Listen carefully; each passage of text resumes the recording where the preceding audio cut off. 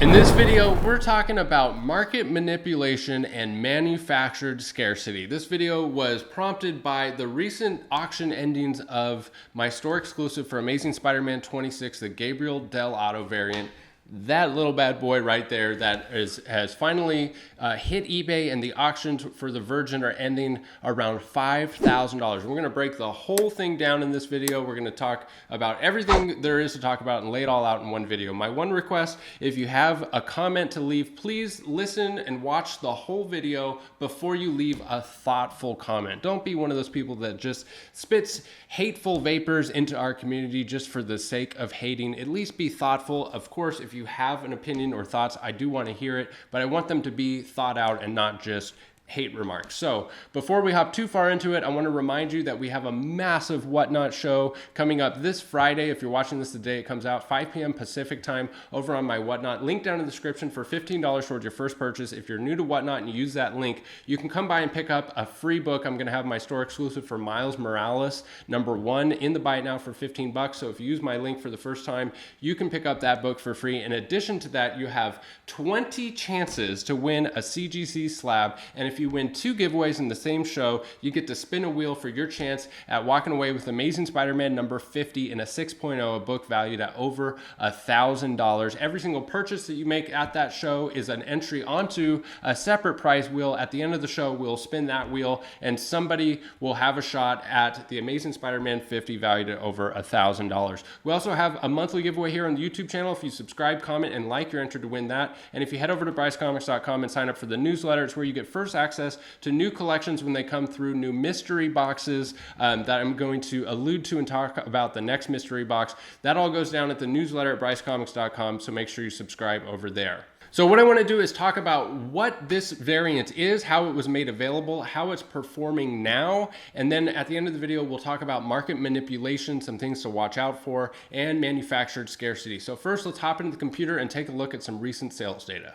So first I want to talk about what this variant is, how it was originally offered, and then we'll talk about how it's performing, how it's selling now, and finally we'll talk about market manipulation and manufactured scarcity at the end. Again, please listen to the whole video, watch the whole video before you decide to make a comment, and have a thoughtful comment rather than just spewing hateful vapors into the community. So this is the variant that was made available through my most recent mystery box, the Amazing Fantasy Bride Box of Mystery. You were guaranteed 2 slabs, one of which was the Bryce Comics exclusive for Amazing Spider-Man 26 by Gabriel dell'otto, either the trade dress version here or the Virgin edition here. So there was 480 trade dress, 20 Virgin copies, 499 mystery boxes were made available. I held back 1 because I wanted to keep one of these Virgins for my personal collection. So you were guaranteed one of these exclusives, either the trade or the Virgin, and in addition to that, you got an additional slab valued between $40 and $250. So each box got 2 slabs, 1 mystery slab valued between $40 and $250, and 1 of these exclusives, either the trade dress or the Virgin. In addition to that, you had a shot at your 1 additional slab could have been one of these 6 grand prizes, including an Amazing Fantasy 15. The total value of the prize slabs in the box was $75,000. So if you won one of these, you still got one of the Gabriel dell'otto exclusives. In addition to all that, we got over 100 of them came back 9.9s, and 16 of the trades came back 10s, and then 7 of the Virgins came back 9.9, 7 of the 20 Virgins. So let's talk about how they're performing now and start with the 9.8 Bryce Comics edition. So the 9.8 Bryce Comics edition, this is the trade dress, limited to 480. The average price, there's been 26 sales so far since the box came out. The average is $225 for just the trade dress. A high sale of $275, a low sale of $180, but $225 seems to be right around the sweet spot. A lot of them for $250, $225. And if you were to go to eBay and find them listed, I mean, you can't find one for $225. $299 or best offer. When they do come up as auctions, they tend to end around that 225 mark. But just wanted to take a moment to give a shout out to Gabriel Dell'Otto for putting together this incredible art. That's what the entire success of this box is owed to, is Gabriel Dell'Otto's talent and the work that he put down for this amazing Spider-Man cover. That's what all the hype is about. It's about this amazing cover art. And you know, the spec behind Amazing Spider-Man 26 being the death of Kamala Khan, I mean, nobody is specking on that anymore. She's already back to life. Even CGC on the label, they put death in quotation marks. This was like a day after it came out. They had this book and they already knew that she wasn't really dead before the story was even revealed. I thought that was hilarious. So this is all about the cover art. And if we were to take a look at the value that was created by this box, it's incredible. I'm just truly humbled and grateful to everyone for the support and the response to this box. But I mean, just the losing boxes, if you were to get the worst case scenario, you got a 9.8 and a $40 slab, the average price being $225 plus 40 is $265. There's your cost of entry for the box.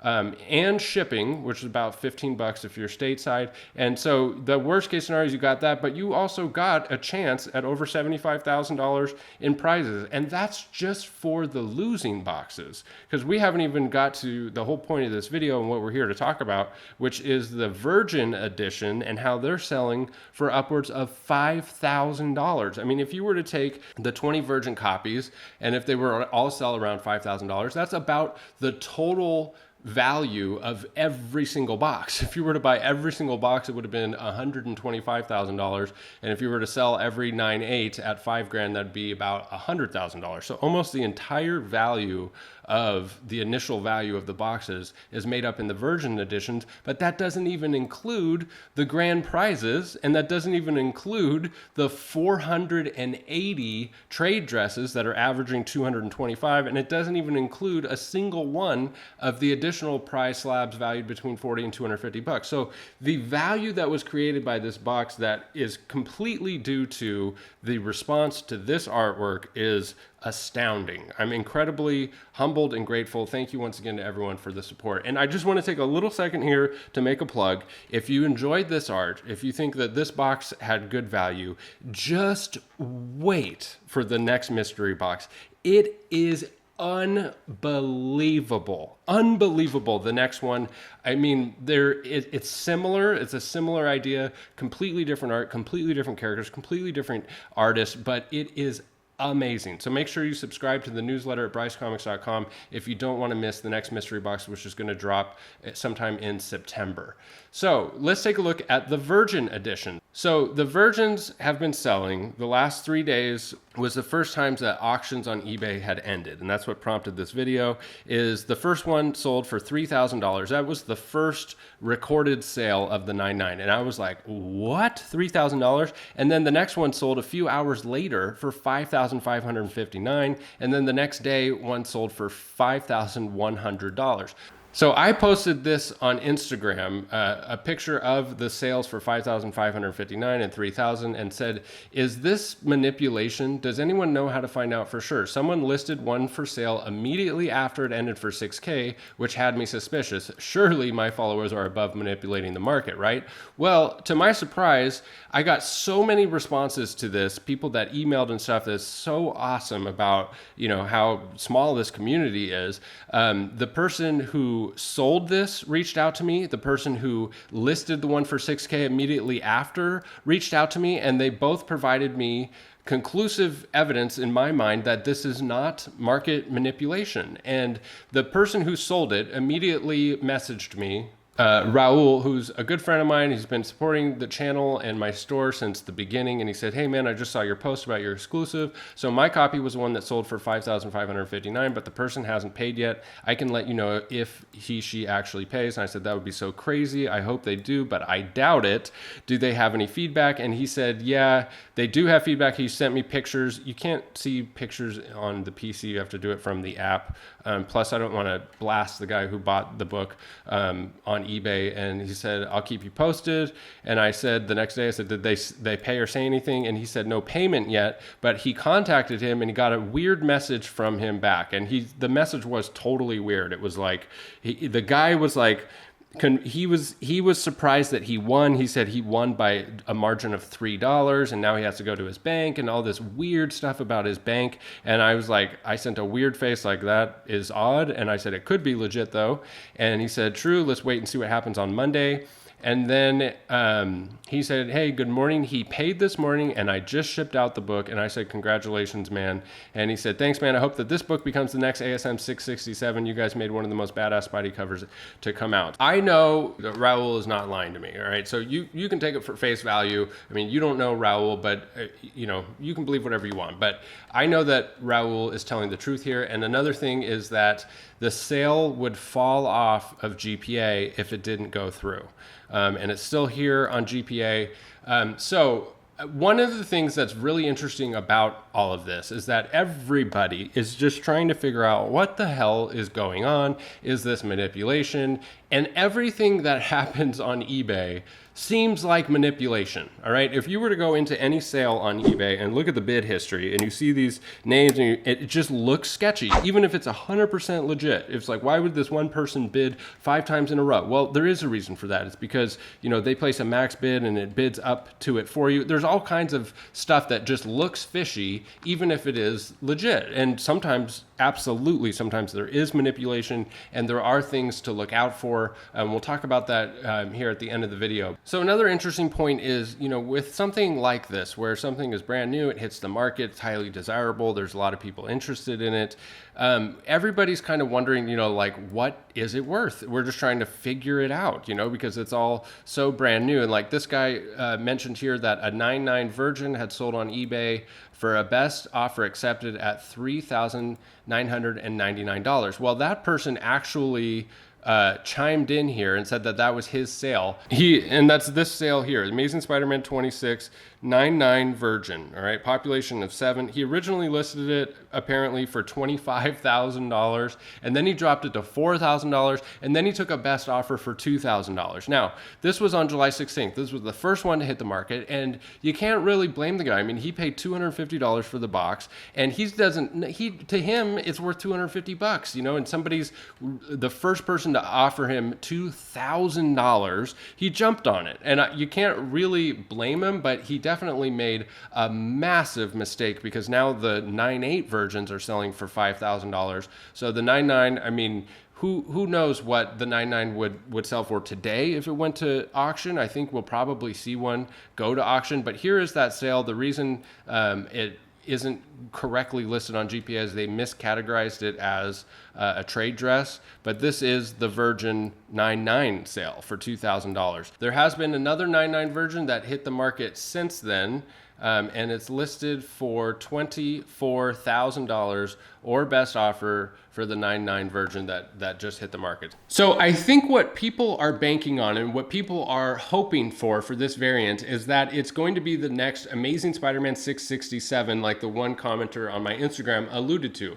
Amazing Spider-Man 667, the 1 in 100 Gabriel dell'otto variant, sells for way north of $30,000. It's a 1 in 100 incentive that was just under ordered, but there's over 70 copies of that on the CGC census. Way more copies than were made available of my exclusive for Amazing Spider-Man 26.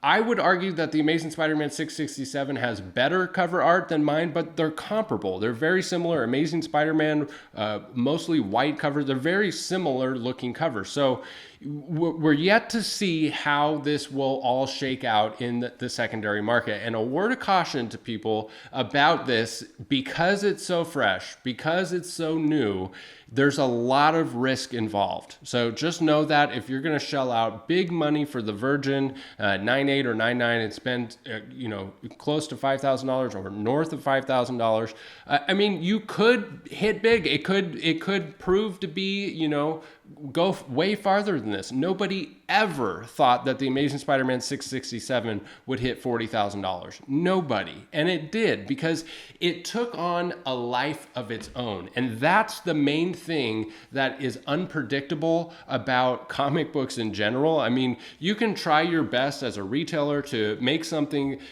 with manufactured scarcity, which we'll talk more about here in just a sec. But the real X factor is how it's going to be received by the community. And that's something that is very difficult to predict, and sometimes these books become something that they're not. Like the Amazing Spider-Man 667 has become, it's a feather in your cap. It's a bragging right. To own Amazing Spider-Man 667, 1 in 100 in any grade is just pure bragging rights at this point, because that book has a life of its own.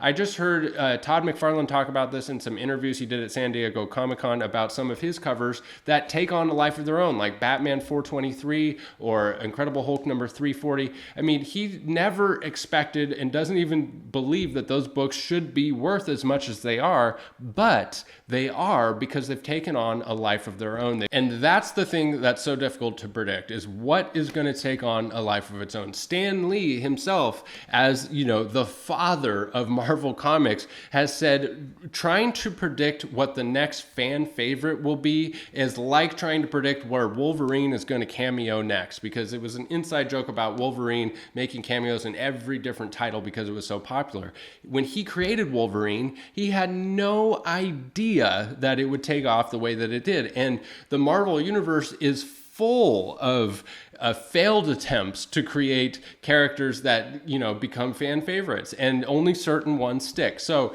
that's the real X factor, and that's the unknown about this ASM 26 variant, is who knows what the sentiment for that book is going to be 6 months from now, a year from now, 10 years from now. Is it going to completely drop off of people's radar, or is it going to continue to be a highly sought after, highly collectible book? We don't know. We'll see where the 9.9 versions go price-wise. That's the next wild card that I'm sure we will get answers to. We'll see some hit the market, and we'll see kind of a floor value established for those. But the potential is there for this book to continue to take off because of the art. The art is so darn good. Gabriel Dell'Otto nailed it so good with this cover that there's potential for this book to hold value, and there's also potential for it to fall off and drop off. Another word of caution about this book that I put in the product description for my mystery box and for all of my limited variants is that it's only so much as it's dependent on me is that book limited to 20 copies. Okay. I was sent my entire print run from Marvel.